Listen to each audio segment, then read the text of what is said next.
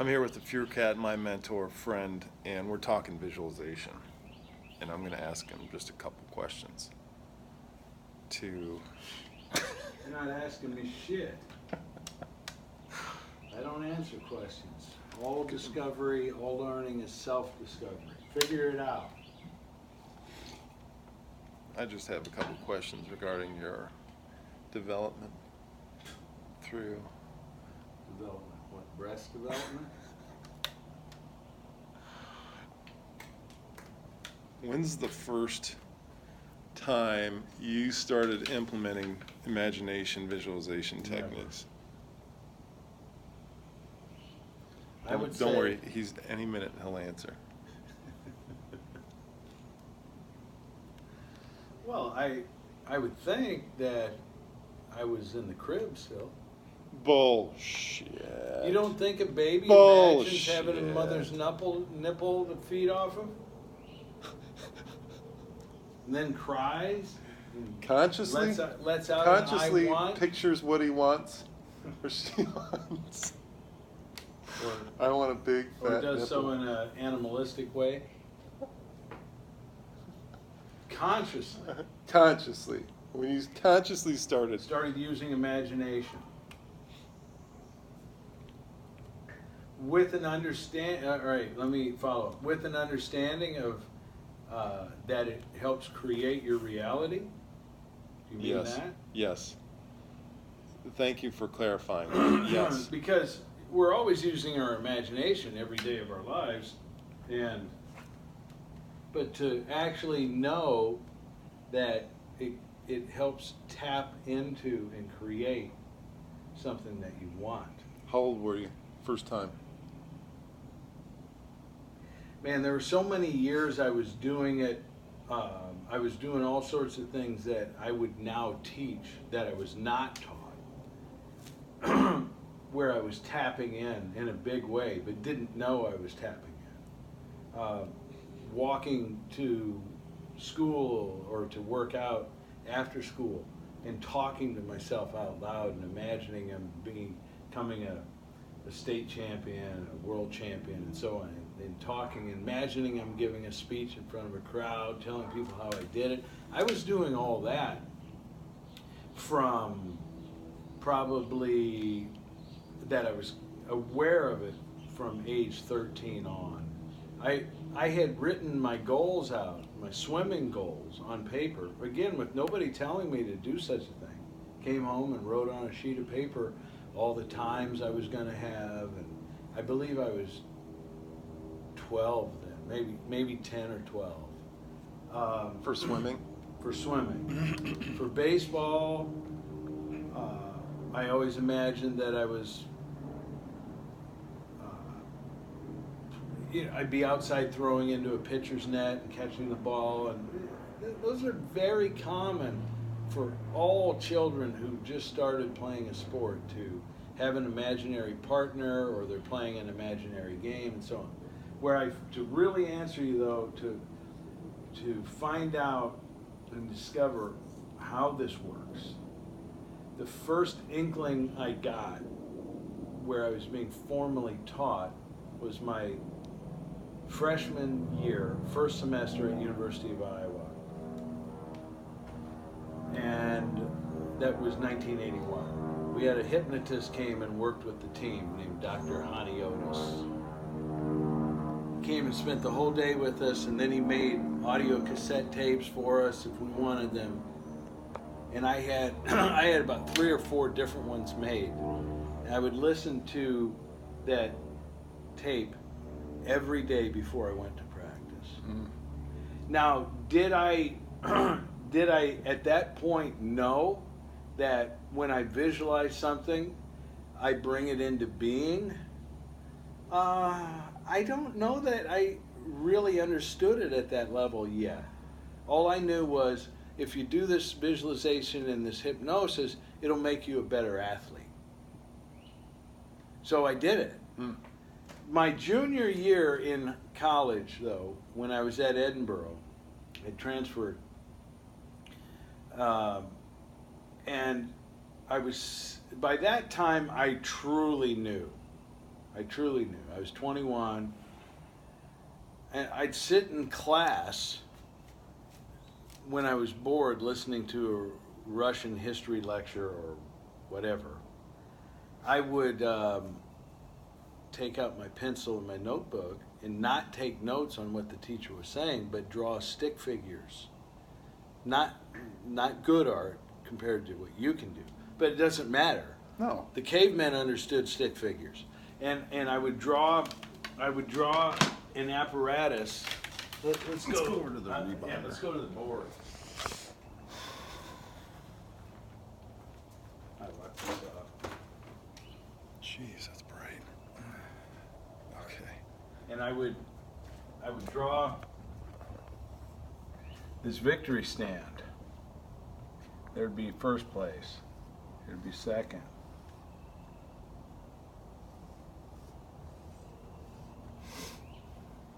And it's understood this is number 1.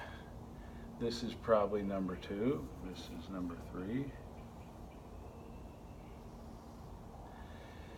And we're going to have, depending on how many are in the division, this could be 8, this could be 5, this could be 6, this could be 7. And Where's 4? I don't know, but Okay, you get okay. the Yeah, idea. yeah, yeah. You get the idea. And then I would do this, and I would make an arrow, not error, and I would write my name, Matt Furey, national champion. The other thing I would do here is That's age 21. this is age 21. So Wow. so the other thing I would have in here, if I were to erase this, let's just take these numbers out of here. I would have 1985 NCAA 2 champion. You know, then I'd have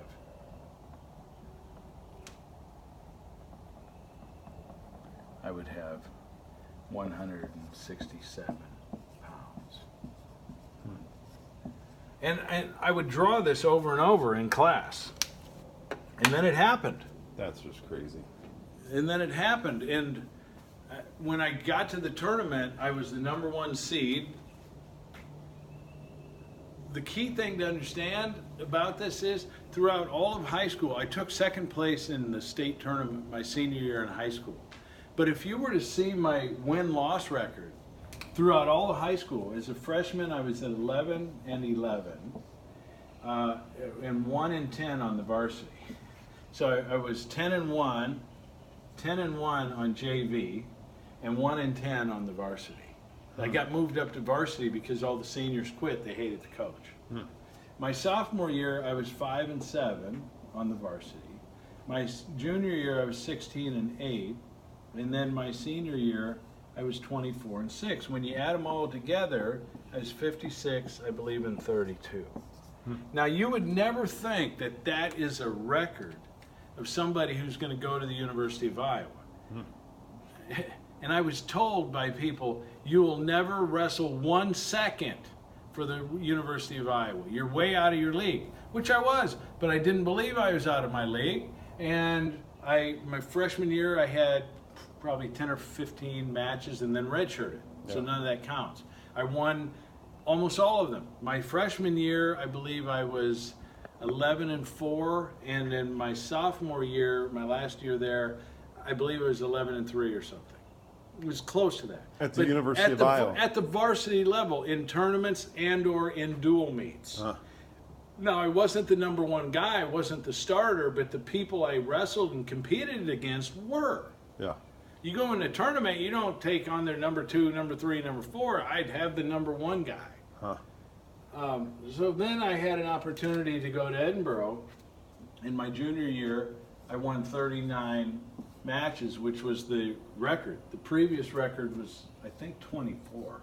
So I shattered it. And that record has since been broken. But I won the national championship with 39 victories. So back to visualization. Yeah. When you're in this mode and this mode, after 21, is it every meet? What's your process for getting into the success mode before your match? Do you remember? Well, I have a success mode that I use. Let me wipe this off. And most of it, there's one where you have a goal, this is what you want, which was clearly this: win a national championship. And I had no fear about accomplishing that. You see? Mm-hmm. I absolutely believed in my bones. I felt, Maxwell Maltz talks about feeling it in your bones, that winning feeling. I absolutely knew I was going to win, all right? There's no pulling me away from that. But later on, you get into all sorts of mind game crap, your own crap of, I have to win, I'm a national champion. I can't lose, I'm the defending national champion. And it really hurt me my senior year. Because instead of going out there to win another one, I'm going out there to defend one. No good. You go after an original one. So Zen mind, beginner's mind. Pretend as though this is the only one. There wasn't a before one, there isn't another one. This is the only one. So you're focused in the now. But eradicating fear then, as I would say, is, or nervousness or tension or anxiety, that became the new thing for me to do.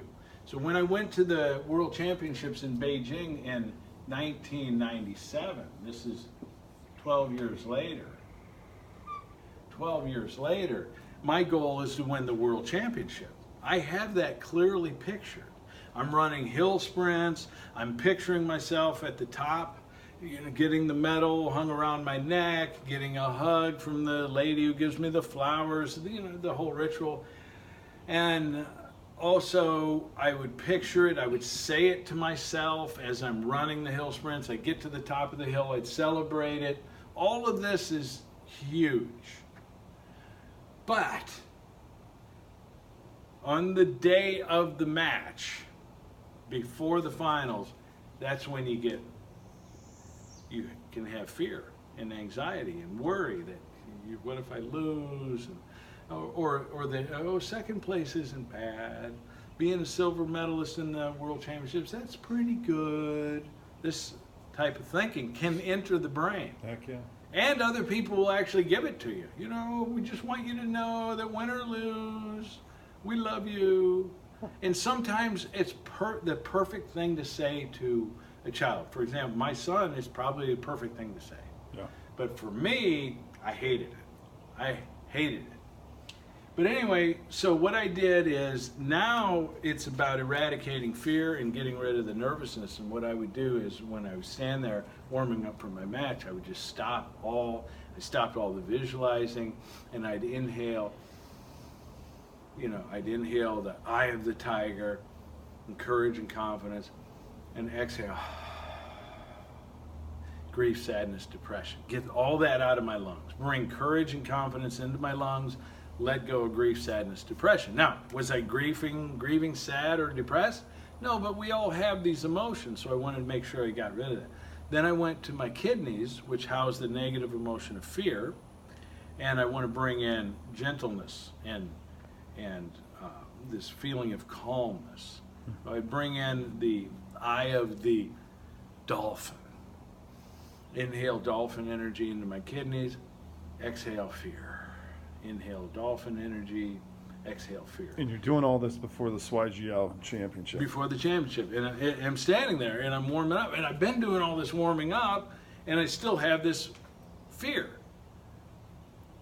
And it vacillated all day long. I want to get out there and kick his ass. And then it would be, oh my God, what if I lose? So I realized, all right, we've got probably about a half hour or hour to go before we go out there and compete. So I did this breathing exercise while standing there. Then our name got called, my name and my opponent's name from China got called, and we're next.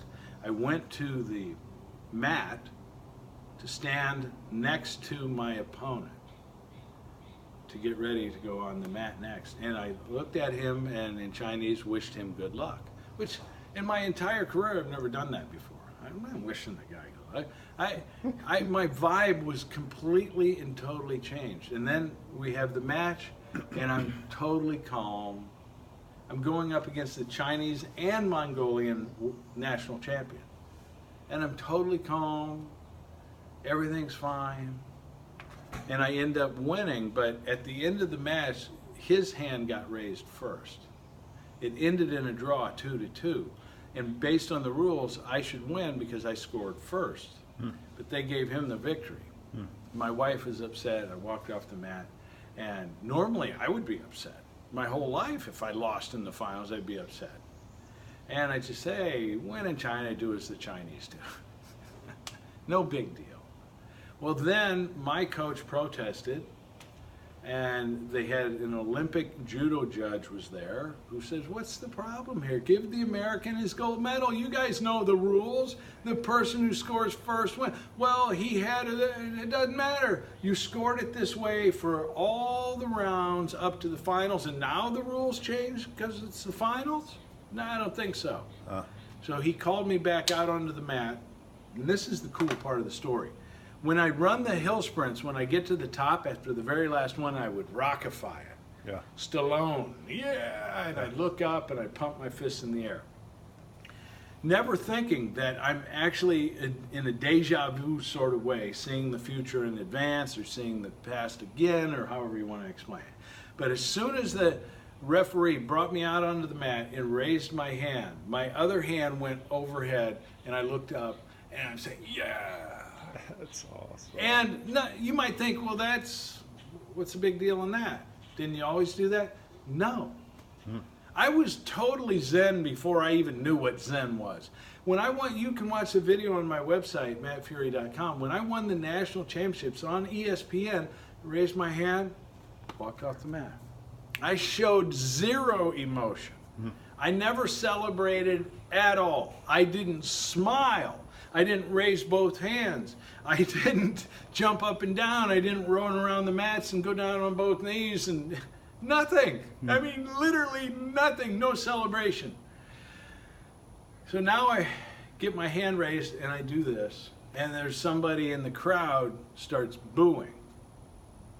And I just looked directly at him, gave him the thumbs up and smiled. Then it came time to go on the award stand, and I walked and they gave me my flowers and my medal and so on. And once again, I put both hands in the air in victory. Yeah. Something I never did. Never. But you did at the top of the mountain picturing success. I believe that I anchored it into my physiology and neurology so deeply when I was running those hill sprints that it was an automatic reflex. My self-image now incorporated me celebrating a little bit. Yeah. Yeah. Celebrating awesome. a little bit. Oh, that's your celebration. Yeah, for me that was huge. Yeah. That was absolutely huge. So what are you going to show us here? 1997. 1997. I was just writing here, but the same idea was basically I will. I thought there's no I in Zen. That's another lesson for another day. Fair enough. I will win. Shuai, Chinese word. I'm spelling it out in Pinyin. Pinyin. Shuaijiao, World Championships. Did you look at this every day? Every other day? I just said it. I did World Championship in Beijing, China, this year at 198 pounds. That was my affirmation. So some people will say, well, you don't use will because it's, no, you use will because it comes from the gut. I will. I will. Will. Goes into your second brain. And you can use I am and all that, but I'm telling you, you run up a hill sprint and you say I will do something with command, it's going to happen. Forget about it. Okay, so my first time using visualization was when I was 8 to 9 to 10 years old. Oh, you're full of crap. And there was a mom filming us on these 8mm cameras, and I knocked one out of the park. And she said, and she missed it on camera. And she told me she missed it. And I said, don't worry, I'm going to knock another one out. I'm like 9 or 10 years old. And sure enough, I go to the bench, sit down, time comes up, and it was just seeing that sucker go long. But also a confidence as well. And get up to the plate, knock that sucker out of the park. She filmed the whole thing, sees me running around the bases, and that was really, really amazing time as a young man to start picturing success, seeing it happen, and having the confidence to see it come through. Anyways, hope you enjoyed this video, and look forward to putting up more success principles from my mentors, my friends. Peace out.